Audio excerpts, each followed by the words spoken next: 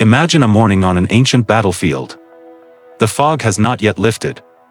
The air is heavy with smoke, shouts, and the metallic scent of blood. And then a sound cuts through the chaos, something that is neither a war cry nor the roar of a beast. It is a scream. High, piercing, desperate. In that instant, the massive silhouettes that had been advancing like a living wall suddenly falter. The war elephants, the terror of the ancient world, begin to panic, trumpet wildly, and crush everything in their path. But now, they are no longer trampling the enemy. They are trampling their own men. It sounds like legend. Yet ancient writers truly described such an episode. The earliest and most plausible case dates to 275 BC, during Rome's war with Pyrrhus, king of Epirus, the same Pyrrhus whose name gave us the phrase, Pyrrhic victory, a triumph purchased at devastating cost. When Pyrrhus landed in Italy, the Romans encountered something they had never faced before. His army brought with it a new and terrifying weapon, Indian war elephants. To Roman legionaries, these were not mere animals but moving fortresses. Massive bodies armored for battle, towers mounted on their backs carrying archers. Their charge shattered formations. Their sheer presence spread panic. Roman cavalry horses bolted at the sight of them. Inexperienced soldiers trembled. Even a disciplined manipular formation could be crushed in minutes. In the early clashes, the elephants played a decisive role. The Romans suffered defeats, even while inflicting heavy losses. Pyrrhus won, but each victory drained his strength.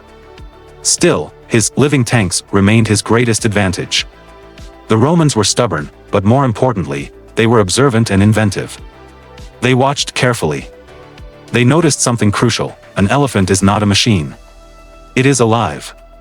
It feels pain. It can be afraid. Centuries later, writers such as Pliny the Elder and Aelian recorded a curious detail: elephants were said to be extremely sensitive to sharp, high-pitched sounds, especially the squealing of pigs. At first glance, this seems absurd. But imagine a war elephant in the heart of battle. The clash of metal, the screams of the wounded, the smell of blood. Its nerves are already stretched to the limit. And suddenly, fire and an ear-splitting shriek. Not a familiar command. Not the signal of its handler. But a chaotic, panicked scream. Even a trained elephant could break under that strain. In 275 BC, at the Battle of Beneventum, Roman forces, according to later accounts, resorted to a desperate experiment. Pigs were reportedly coated with pitch or another flammable substance, set ablaze, and driven toward the advancing elephants. Maddened by pain, the animals ran forward, squealing so loudly their cries pierced through the roar of combat. Flames flickered before the elephants' eyes. The smell of burning flesh thickened the chaos. And the elephants broke. First one. Then another. Their formation collapsed. They began to turn, to trumpet in panic, to lose control. And a turning elephant is a disaster. In the dense ranks of a Hellenistic phalanx, it became a battering ram against its own side. Soldiers were crushed beneath enormous feet. Panic spread instantly. Where disciplined assault had stood only moments before, there was now confusion and terror. It must be said, the ancient sources describing this were written centuries after the events. Historians debate how literally the story should be taken. Some suggest that a similar tactic may have first been used by the Greeks at Megara against Antigonus II Gonatas. Perhaps the Romans borrowed the idea. But what is beyond doubt is that war elephants did panic in battle. It happened later at Zama in 202 BC, when some of Hannibal's elephants turned back into Carthaginian lines. It happened again at Magnesia in 190 BC, when Seleucid elephants contributed to chaos among their own troops. An elephant was a formidable weapon, but an unstable one. It required perfect coordination. If its handler was killed or the animal lost control, the mighty beast became a threat to friend as much as foe. The Battle of Beneventum marked a turning point. Pyrrhus was defeated and soon withdrew from Italy. His elephants were no longer a miraculous weapon that paralyzed Roman armies. The legions learned to open their ranks to let the beasts pass through, to hurl javelins at their legs, to target the handlers. They learned the essential truth: every strength has a weakness.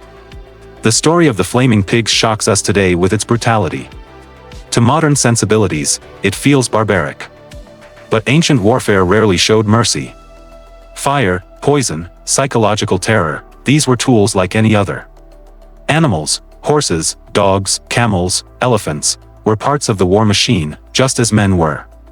Victory belonged to the side that found the enemy's vulnerability first. And in this strange episode, one truth becomes clear: war is not only a clash of weapons, but a clash of nerves. Mass and armor do not always decide the outcome. Sometimes, fear does. Picture the final scene: smoke drifting low across the field, Roman legionaries standing where they had once recoiled before a living wall. In the distance, panicked elephants stagger, stripped of their terrifying aura. Pyrrhus, an experienced commander, understands that his greatest advantage no longer inspires the same dread. One unexpected idea. One piercing sound. And a weapon that seemed unstoppable becomes the source of catastrophe.